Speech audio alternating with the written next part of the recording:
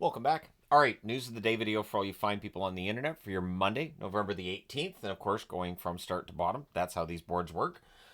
Starting with Coach Knobloch of the Edmonton Oilers, saying that Darnell Nurse is expected to be out 5 to 10 days, considering the brutality of that hit that he took from Ryan Reeves. It is good news that he's only going to be out for that short period of time. So it's not been confirmed as a concussion per se. It's listed as an upper body injury, but it sounds like he's not going to be out nearly as long as it looked like he might have been at the time he took that hit. So that's good news for the Oilers and for Nurse, of course, and they'll just have to make do over the next little while here. They are playing tonight and tomorrow, so we'll get an idea for how their blue line looks coming out of the next couple of games. The reason for the Sabres jersey today, Devin Levi has been sent down to the American Hockey League. Apparently, with Luukkonen being the starter, and now that they've got Reimer back, they reclaimed him on waivers from Anaheim. They feel like Levi needs to get some starts, probably wanting him to get his numbers up and maybe his confidence up a little bit as well. So he gets sent down to the American Hockey League. He'll start some games for Rochester, which could only be good for Rochester.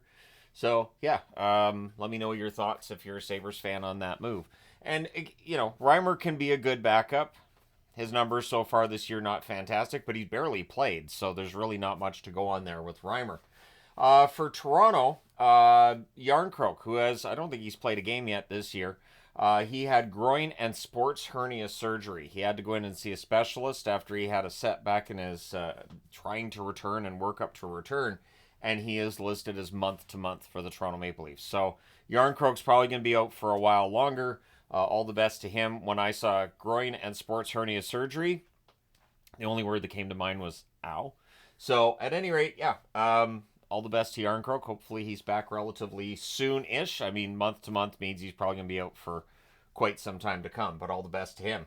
So the whole Auston Matthews thing, at this point, is he going to play again this year? Like, it's so weird. He's not skating, but they're still treating it like, it's fine. It's fine, although they're kind of admitting that, yeah, this is going on a little bit longer than we might have thought. So Matthews, the fact that he's still not skating now on this Monday, the next game for Toronto is on Wednesday against Vegas.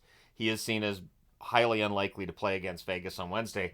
And Vegas is going to be kind of an ornery team coming off a loss at home. So Toronto could use all the help they could get in that one. That one could be fun. But yeah, so Matthews is going to be out for a while longer. It just feels like it's the longest day-to-day injury I've seen, because I haven't seen anything like, oh, it's week to week, or they're going to, he's going to be out for a while. Just, he's not playing the next one, and then he's not playing the next one, and it's just, we've been doing this now. This will be 7 straight games. That's a 2+ week injury right there. So, at any rate, we'll see how much longer Matthews is out for. Askarov has been recalled by the San Jose Sharks from the Barracuda, and with the Barracuda, he was 6-3 with a .939 save percentage. So other AHL teams are very glad Askarov's been called up. Of course, Vanacek got hurt the other night, so we'll see if San Jose puts him into action. We'll see if they give him a start, give him a look, and see what he can do. We know that Askarov is going to be the starter in San Jose, not necessarily this year, but this is an opening. And he's been waiting for this, and if he goes in and plays really well, it might be hard to make the argument for, pulling him out of the lineup and sending him back down to the AHL. Although with the record of 5-10-4 right now, San Jose is not exactly in a position where you can make that argument of, well, they have to win as many games as they can, and Askarov gives them that chance. You want to make sure his development's going well and that he's ready to be the starter. I think next year's the year, because both Vanacek and Blackwood are on expiring contracts. So at least I think both of them expire this year. I know Blackwood's does for sure. So there's that opening there for Askarov, and that's why he's going to be happier in San Jose than what he was dealing with in Nashville, where there was no upcoming opening. As Saros is signed for a long time in Nashville. Ersson, another goaltender, injury issue here as well. Lower body injury for Ersson. He's on the injured reserve list. Andre also will not play tonight against the Avs. Helga Grans has been recalled by Philadelphia. I love that name. I remember I'm pretty sure I did a video on him during that draft year, and so I'd like to see him get into some games. Philadelphia's got some players that I like, some of the young guys that they've got. So yeah, Grans, it would be interesting to see if he gets into a game or not. But for the Philadelphia Flyers, things have been going pretty well lately. And I really think it comes down to John Tortorella's coaching. He's an excellent coach, and he's able to get more wins out of that Philadelphia squad than I think most coaches could. The Boston Bruins, I guess, looking for a little bite in their lineup. They've called up Jeffrey Viel. Viel is a fighter. He is an enforcer. He can play some fourth line minutes, absolutely, but it's not about offense and shots and everything. It's about the physical side of the game, and VL definitely brings that. And there's been talk of whether or not Boston's looking for a forward that can provide a little bit more bite to their lineup. So maybe this is just an attempt to look from within and see if they can fix this before, full out going on the trade market to try to fix it. But the trade market has to pick up soon, right? Right? Doesn't it?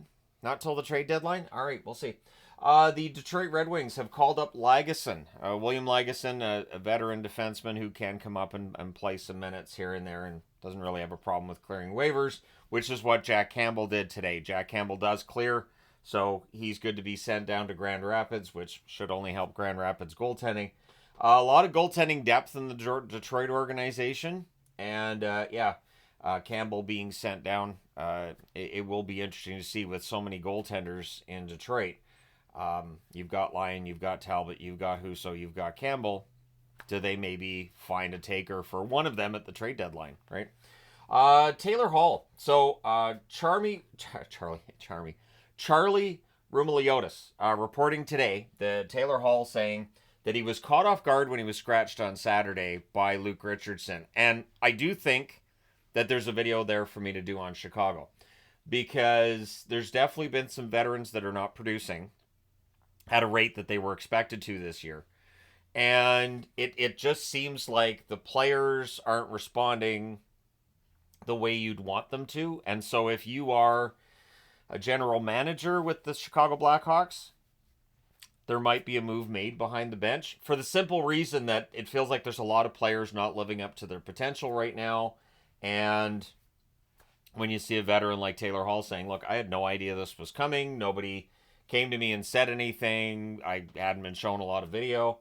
We as fans can look at that, and I'm sure some will answer with, well, he should look at the production and realize he's on the verge of being a healthy scratch because he hasn't been producing, which would be a fair point to make. But as a player, I'm sure that very often it's, who the healthy scratches are going to be.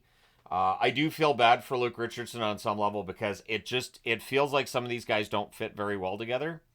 And, it is shown by the fact that Bedard's had so many different wingers this year. So there may very well be a video there on the Chicago Blackhawks and on the struggles the team's had. Because when you look at the roster, they have to be better than last year. And I still think they are. But they should probably have a better record than they do. So for years, I waited for Luke Richardson to get a job. And I honestly hope that things turn around a little bit for Chicago. But the argument is out there of whether or not Richardson as a coach still has the full attention of all the players, and once that's out there, you have to ask how much longer a coach is going to be around with that organization. So we shall see. Let me know your thoughts. If you're a Hawks fan, do you feel like a change behind the bench is warranted? Do you feel like a trade is needed, or do you feel like, this team's just not that great, so it's fine, just leave it as it is? Let me know your thoughts in the comments section below.